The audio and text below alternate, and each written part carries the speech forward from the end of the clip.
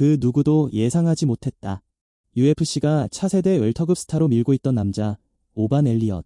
그의 첫 패배가 그것도 만장일치라는 굴욕적인 결과로 찾아올 줄은. 상대는 대한민국의 신인 파이터 고석현. 단 한 경기 만에 UFC의 분위기를 완전히 바꿔놓은 남자. 질문은 단 하나, 대체 무슨 일이 벌어진 걸까?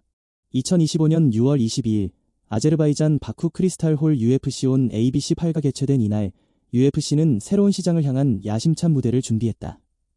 오반 엘리엇은 491일간 무패 행진을 이어오며 UFC 공식 홈페이지에서조차 웰터급 이상을 끌어올릴 적기라며 띄워졌고 고석현과의 대결에 크게 스트레스를 느끼지 않는다는 인터뷰가 실렸다.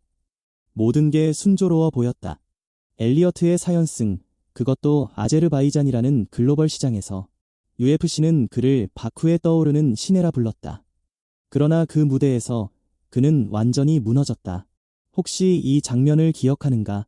1라운드 종료 30초 전 고석현이 강력한 태클로 엘리엇을 넘기고 상위 포지션에서 압박을 가하는 순간 해설진이 일제히 말문을 잃었다. 2라운드, 3라운드도 마찬가지. 유효타 적중 33대10, 테이크다운 6대0, 그래플링 점유 시간 10분 15초. 단 한순간도 흐름이 엘리엇에게 넘어간 적이 없었다. UFC 부심 3명은 모두 30대 27로 고석현의 완승을 선언했다.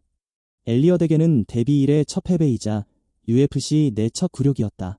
영상이 흥미롭다면 지금 구독 버튼 한 번만 눌러주세요. 앞으로도 이런 충격적인 이야기들이 계속됩니다.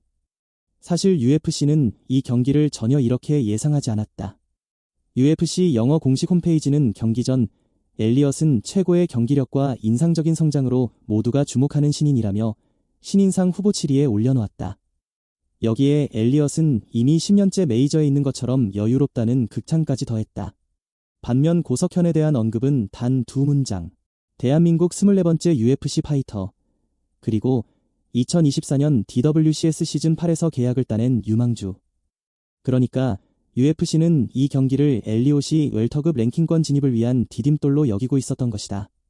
하지만 그건 오산이었다. 고석현은 UFC 무대 데뷔 전이라고는 믿기지 않을 정도의 경기력을 보여줬다. 유효타 시도 61대 31, 테이크다운 시도 9대2. 그라운드 압박은 물론 유도 기반의 강력한 매치기와 파운딩으로 엘리엇을 일방적으로 몰아붙였다. 엘리엇은 초반엔 몇 차례 반격을 시도했지만 그 모든 움직임은 고석현의 레슬링 벽에 부딪혀 흩어졌다. 특히 3라운드 중반 엘리엇이 기습적인 리버샷으로 타이밍을 노렸을 때 고석현은 단 2초 만에 포지션을 전환하며 다시 상위 포지션을 확보했다. 이건 단순한 체력이 아니다. 전략, 감각, 그리고 철저한 준비다. 고석현은 그냥 UFC에 올라온 신인이 아니다. 그는 2017년 국제3보연맹 세계선수권에서 컴배 부문 금메달을 따낸 정통 레슬러 출신. 삼보는 유도와 레슬링, 그리고 서브미션까지 포함된 러시아 무술이다. 이 경험은 UFC라는 세계 최고 수준의 그래플링 전장에서 진가를 드러냈다. 데이나 화이트가 직접 지켜본 DWCS 시즌 8경기에서도 고석현은 브라질의 이고르 카발칸치를 3대0으로 꺾으며 계약을 따냈고 그 이후 그는 단 하루도 훈련을 게을리하지 않았다. 무엇보다 주목할 점은 그가 김동현의 제자라는 점이다. UFC 한국 최다승, 최다 출전, 웰터급 커리어 하이 6위. 김동현의 유사는 단순한 기록이 아니다. 그는 후배를 키우고 있었고 그 결과가 바로 고석현이다. 실제로 이번 경기 준비 과정은 김동현의 유튜브 채널 매미킴 스퉁건TV에 자세히 담겨 있다.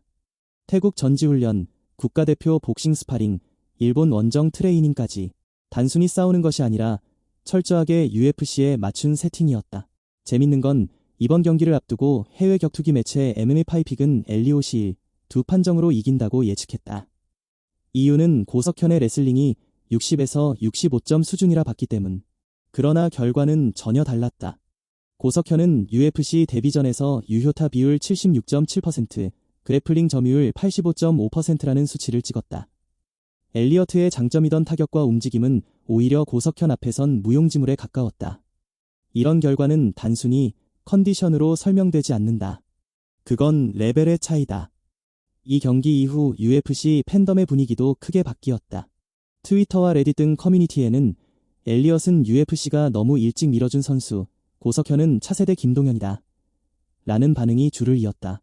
미국 해설진도 고석현은 최소 웰터급 탑 30 안에 드는 실력이다 라고 평가하며 차기 경기에서 랭커급 선수와의 대결 가능성을 언급했다. UFC도 더 이상 그를 신인으로만 취급하지 않을 것이다. 고석현의 다음 상대는 누구일까? 일부에서는 브라이언 바베레나 가브리엘 보니에파이엠 혹은 조시 쿨리바오 같은 스타일과의 매치를 제안하기도 한다. 이들은 모두 UFC 중위권에서 고석현이 자신의 레벨을 검증받기에 딱 좋은 상대들이다. 물론 고석현이 지금처럼 준비하고 훈련한다면 랭커 진입도 결코 먼 이야기는 아닐 것이다. 고석현의 승리는 단순히 한 경기를 이긴 게 아니다. 그것은 예측된 스토리를 뒤엎은 반전이자 UFC 시스템의 허점을 찔러낸 전략적 승리였다. 오반 엘리엇이라는 브랜드가 만들어지기도 전에 완전히 무너졌다는 점에서 이 승리는 더욱 상징적이다. 무엇보다 이건 대한민국 파이터가 세계 무대에서 만든 아주 명확한 메시지다. 나는 그냥 올라온 게 아니라 준비되어 왔다. 이제 가장 큰 궁금증은 바로 이것입니다. 고석현의 다음 상대는 과연 누구일까? UFC가 그의 능력을 완전히 인정했다면 다음 매치업은 단순한 경험치 쌓기가 아닌 랭킹 진입을 위한 시험대가 될 가능성이 높습니다. 가장 유력한 후보로는 브라이언 바베레나가 거론됩니다. 베테랑으로서 다양한 스타일을 경험했고 레슬링 수비력도 중간 이상. 고석현이 진짜 실력으로 랭커문 앞까지 도달했는지를 검증하기엔 이상적인 상대입니다.